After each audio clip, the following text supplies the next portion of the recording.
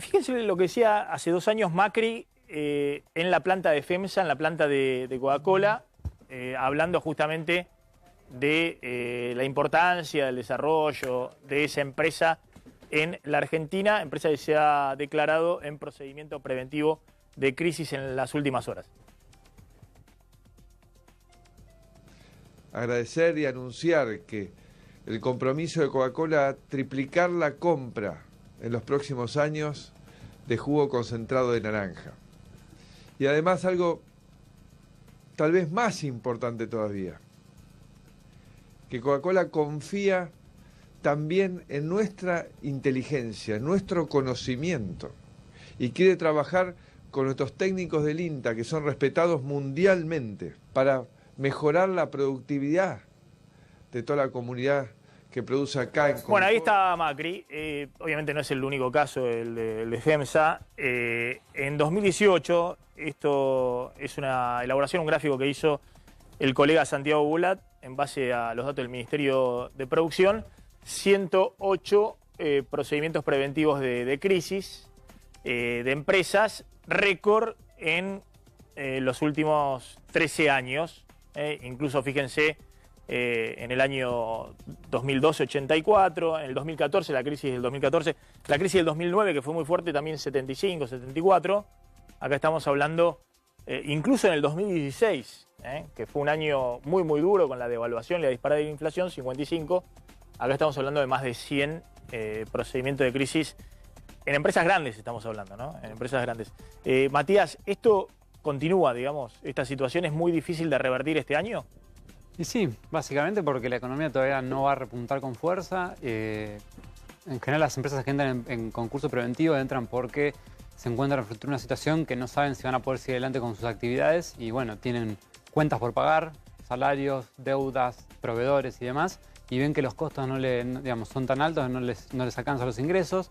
Es interesante el cuadro porque fíjate vos, 2008-2009 la crisis internacional, 2012 fue justo el primer año del cepo cambiario, 2014 la crisis por la devaluación, bueno, 2018 ni hablar, que es un año muy complicado. Son 2 años donde se combinaron una caída por ahí en las ventas o por ahí una retracción de la economía interna y un fuerte aumento de los costos. Y eso obviamente es lo que empujó a las empresas a estos concursos, que obviamente no quiere decir que las empresas estén cerrando, sino que son concursos preventivos que están tratando de arreglar las cosas antes de caer en la insolvencia. Es difícil, ¿no? Hacer campaña con esta economía. Está del otro lado el tema de la corrupción, lo que hablamos, pero bueno, es difícil que la gente valore, digamos, el tema de la lucha contra la corrupción y demás cuando tiene del otro lado no llega a fin de mes. Totalmente. Me parece que va a pesar muy fuerte en la cabeza de ese 18% que yo decía que va a definir, va a tener que decidir entre uno que le robó y otro que le produce dolor económico. A ver. Ahí está el dilema porque bueno, dicen en la oposición, no, mirá, no es tan así, digamos, porque si la justicia investigara... Me perdí porque estamos con el 18. Yo, sí, no sé, 18. Claro, yo tengo otra estructura y otra visión. De otros números de lo que está pasando. A ver, mirá, la elección que gana Macri en el 2015, en mi distrito, en Pilar, uno de los lugares más postergados, presidente Derqui, ganó, donde siempre ganó el peronismo, ganó Mauricio Macri. Yo no encuentro uno hoy que lo vaya a votar, ¿no? Y así voy recorriendo no solo el conurbano, el interior. Pensar también, además, que el campo es una subsidiaria de Cambiemos es otro error. La gente del campo está indignada con Macri, porque no es solamente los 4 o 5 tipos que hacen plata de verdad con las cosechas en la provincia de Buenos Aires o en la Argentina. Es la gran mayoría de que no llegan a fin de mes y que no les sirve el laburo, solamente están para no perder lo poco que tienen. Es inevitable que la economía no se debata durante toda la campaña, porque 108 grandes empresas, miles de pequeñas y medianas y microempresas, miles de comercios, y después eso se traslada a los trabajadores y después a los sectores que ni siquiera se han incorporado al trabajo. Entonces, es una rueda que va girando en contra de la gente permanentemente. Eso va a hacer que todos discutamos la economía y que el gobierno tiene que empezar a decir qué quiere hacer, porque hasta acá, y ahí me parece que es la tarea o la responsabilidad de la que hablamos nosotros, tiene la oposición. Nosotros tenemos que construir Hubo una oposición porque la gente está cansada de sufrir y no ve que el gobierno vaya a revertir ni una sola de las medidas. Macri dijo que iba a bajar la inflación 2 días antes de que se anuncie que aumentó la inflación. ¿Sabes lo que hace mayormente la gente? Que iban a mejorar las cosas antes de que nosotros sepamos todos estos Yo creo que datos. nadie Nos puede... están mintiendo en la cara. Nadie puede negar la realidad como se la negaba antes, y es evidente que en un marco de una... cuando se mentía con las estadísticas, cuando había menos pobreza. Macri dijo que iba a ser pobreza cero, Macri dijo que la inflación era un problema muy fácil de resolver. Yo creo que los debates son integrales, que nosotros tenemos que ser francos con la gente, admitir estas dificultades, pero ningún país cambia este estado de cosas volviendo para atrás. ¿Sabes a qué se dedica la mayoría de la gente en los barrios cerrados los domingos? A cortar el pasto. Se terminó el jardinero. Exacto. Entra un 70% menos en los barrios cerrados de gente que trabaja, servicio doméstico, se va corriendo todo. Estos pues la clase media no llega a pagar las expensas, no llega a pagar los distintos gastos que puede ir recorriendo. El que tenía una camioneta hoy tiene un autito y ya no van a trabajar con el auto. De todas maneras, vale preguntarse también en términos de la oposición lo siguiente. Yo creo que a diferencia del gobierno anterior, creo que Macri, en algún aspecto, y de hecho uno lo ve en el INDEC, te dice, mirá, todo un desastre. De hecho, todos los datos que muestra el INDEC oficialmente, todas las semanas, muestran la caída de la producción industrial, la suba de la inflación, pero todos los datos están ahí claritos. ¿El mérito de reconocer un error cuál es? Pero que uno pretende subsanar. Voy a lo siguiente.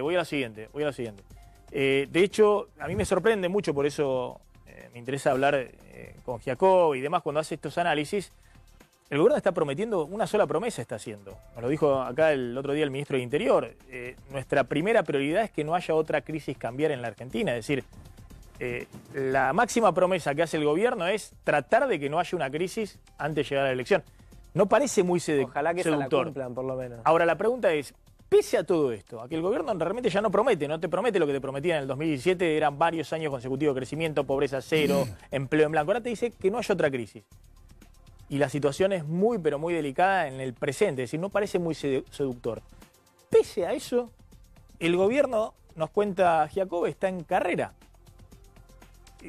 ¿No habría que evaluar un poco qué está pasando en términos también de la oposición política? ¿O es que Macri está en carrera porque está regresando Cristina? Y Cristina está regresando por el fracaso estrepitoso del punto de vista económico de Macri. ¿No es un poco esto lo que estamos viendo en la Argentina? Yo insisto con lo que te decía antes. Si nosotros no construimos una expectativa, desde los sectores de la oposición, acá no es sumar porotos. 2 más 2, 4, en política no es. Y entonces, si nosotros tenemos los votos de tal, con los votos de tal, con los votos de tal, quizás tampoco llegamos.